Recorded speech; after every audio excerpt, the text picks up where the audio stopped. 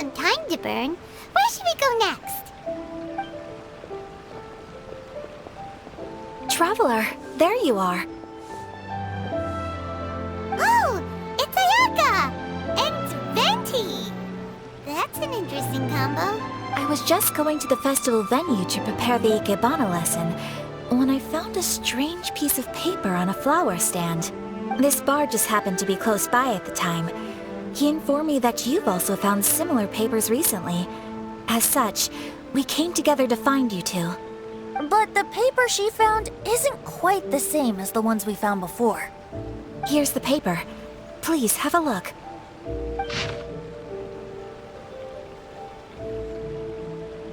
Huh. All the poems we found before were roughly the same length. But this one is only 2 lines. And even though there are only 2 short sentences, neither of them are next to the title or centered on the page. The position of the writing seems to indicate that there is other content written on this paper besides these 2 lines. If we take the poem literally, it reads, "Dip this paper in water and see the truth naturally appear."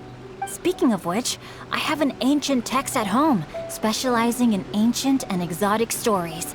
It mentions a special ink that will show itself when wet and disappear when it's dry. So, shall we give it a whirl? It just so happens that there's a pond nearby.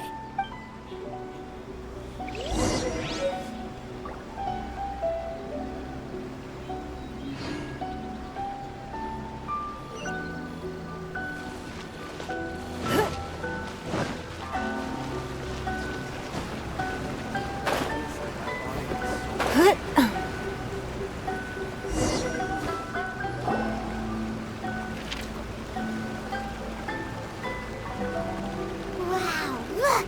It's really working! More words have appeared on the paper! Let Paimon see what it says.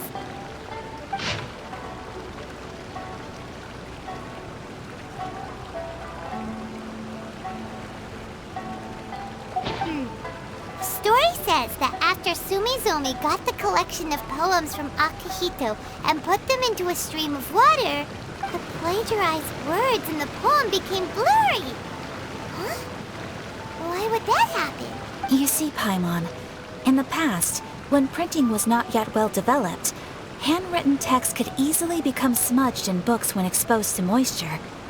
To ensure the text lasted longer, they'd either write using a special ink or coat the paper's surface with a waterproof coating once the writing was finished. Such special inks are time-consuming and laborious to produce, and the waterproof coating could also prove just as difficult. However, since Akihito's poetry collection was an important gift to be presented to the shogun, surely one of those 2 methods was used to protect it. But as for the plagiarized poems, not only would they lack Akihito's seal, but the words would also react differently when exposed to liquid. Which means Akihito didn't plagiarize his work. He was set up! Yes, it appears that this is the truth that Sumizome's story is trying to convey.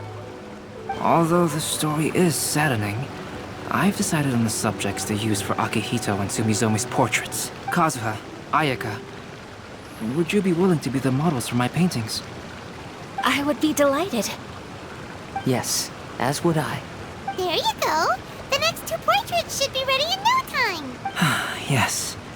And now that all 4 stories have all been collected, the story of the 5 Kasen is now fully completed.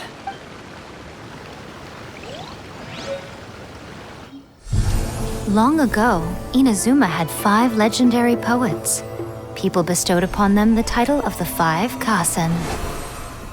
One year, the poet Suiko made his way to Tenshukaku and presented the Kasen's work for the shogun's perusal. But a page from the works of Aoi no Okina had been torn out, and Suiko was questioned regarding the matter. Suiko pleaded guilty. He admitted to drinking at the tavern the night before, and vaguely recalled a mysterious figure approaching while he was intoxicated. That figure was none other than Aoi no Okina himself. This turn of events had begun with an unnamed individual, under whose coercion Aoi no Okina was forced to take drastic measures to retrieve a page of poetry. He knew nothing of this individual's true intentions. All he knew was that the poem had to do with an old acquaintance, Akahito. Akahito had once belonged to the 5 Kasen. Each poem he composed, he marked with a scarlet red seal, hence the Aka in his name. Such a distinguished writer was he, and yet one of the poems he had submitted the previous year was found to be plagiarized. Akahito was exiled for his crimes, and only 4 of the 5 Kasen remained. Sumizome went over Akihito's poems and noticed that the plagiarized poem lacked his seal. She immersed his poetry in a stream nearby, and only on the plagiarized poem did the ink run. Aoi no Okina passed by and witnessed Sumizome's doing, which he then recorded in a poem. Thus transpired the events of Suiko's poetry submission, and this is where the story comes to an end.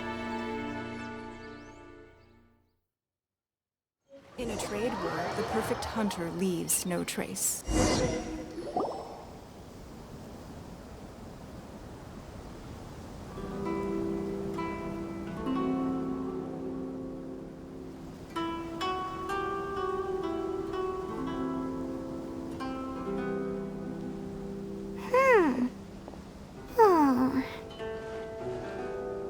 Yeah. Ever since we completed the story of the 5 Kasen, there's still one thing Paimon hasn't been able to figure out. One of the 5 Kasen is called Kuranushi, right? It's just that, how could the story of the 5 Kasen finish without him appearing at all? Oh! Have you really not noticed? Huh? Not noticed what? This is no time to be playing games, Tone Deaf Bard! What he means is that the story of Kuronushi was already embedded within the 4 poems. Huh? Really? That's right. The key lies in the poem that Aoi no Okina wrote after seeing Sumizome rinsing the poetry collection. An average person could never understand the scene of a young girl washing Akahito's poetry collection in a stream. Even Aoi no Okina couldn't figure out the meaning behind Sumizome's actions. He was simply reminiscing and thinking about his old acquaintances. However, for the perpetrator who framed Akahito, it was completely obvious. He was worried that if this poem was seen by the Shogun, then the Shogun could discover the truth behind the plagiarism incident. If that happened, then he'd be finished. So in desperation, he threatened Aoi no Okina to make him tear out this poem. Which means the one who threatened Aoi no Okina is the same person that framed Akahito. What? Kuranushi? That's right. Though there are only 4 poems, they still managed to tell the complete story of all 5 Kasen. Since the Shogun mentioned in the poems is certainly not the one of the 5 Kasen, the only character left is the mysterious one with an unknown identity. Oh, okay. Paimon is finally starting to get it now. However, this also brings something else to mind. The story of the 5 Kasen has more or less reflected everything that's been happening around us lately. Which begs the question, is there a Kuronushi in our world as well? A Kuranushi? In our world? Speaking of which, I wonder if our dear Kazuha has come up with anything. Oh, right! Kazuha! He's been pretty quiet this whole time. Let's ask him! Line early to buy your special edition drinks! Competition is now underway. Take part and win.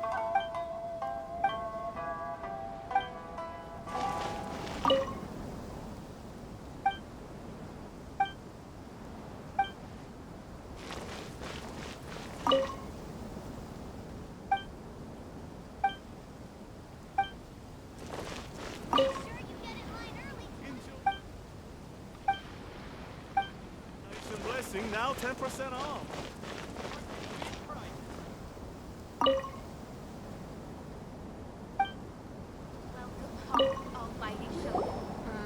Hey, Kazuha!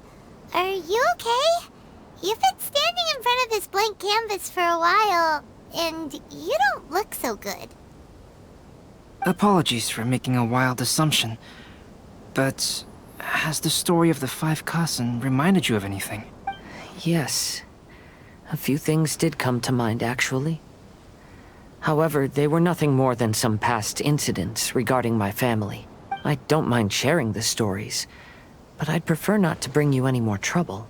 Hey, we're all friends here, Kazuha. You can always tell us whatever's on your mind. Kaidehara, please forgive my assumption, but perhaps you were thinking of the Raiden Gokuden? The Raiden Gokuden? What's that? It appears that Miss Kamisato and I were thinking of the same thing. But it also has much to do with the Yashiro Commission. It would be improper to speak of it here without the consent of Miss Kamisato. It's fine. Those of us here are all trustworthy, so there isn't any harm in it. However, this matter is somewhat complicated and may be difficult to explain. Let me start with the Raiden Gokuden. As you all know, the Yashiro Commission's primary purpose is managing ceremonial and cultural affairs, and Inazuma's art of forging swords is a very important part of our culture. The Raiden Gokuden were once the top 5 schools of the forging art in Inazuma. Although these families were swordsmiths by craft, they also held many important positions in the Yashiro Commission. Unfortunately, of the 5, only the Aminoma art still maintains its artisan lineage. The descendants of the Ishin art are also still alive, but the craft has been lost to time. The descendants of the Ishin art are none other than the Kaidehara family. Whoa! We knew Kazuha came from a noble family, but we had no idea about his connection to the Yashiro Commission and sword making. Yes, but that's all part of the past now. The Ishin art was lost with my great-grandfather's generation. My grandfather was dissatisfied with my great-grandfather's lack of effort. When he was young, my grandfather traveled all over Tevat to find a way to revive the family business. But it was to no avail. And in my generation, our last remaining family property was lost as well. I heard my elder brother mention that the decline of the Raiden Gokuden happened very rapidly. In the span of a few decades, 3 of the families suffered various misfortunes and disappeared completely. Later, there was speculation that all of these misfortunes stemmed from some background machinations, meaning that someone wanted to wipe out the Raiden Gokuden. However, since not every family of the Raiden Gokuden came to ruin, such explanations were treated as nothing more than a conspiracy theory. Indeed. I've also believed such ideas were just theories and rumors. However, I know that a major incident happened to my great-grandfather when he was young. Not only did it affect the Kaedehara clan, but it nearly jeopardized the Kamisato clan's position in the Yashiro Commission as well. After reading the story of the 5 Kassen, I can't help but feel like it's pointing me toward the truth behind that incident. What exactly happened to your great-grandfather, Kazuha? I still can't say. I need to speak with someone to verify the details. Let's meet here again at noon tomorrow. I will tell you everything I know then.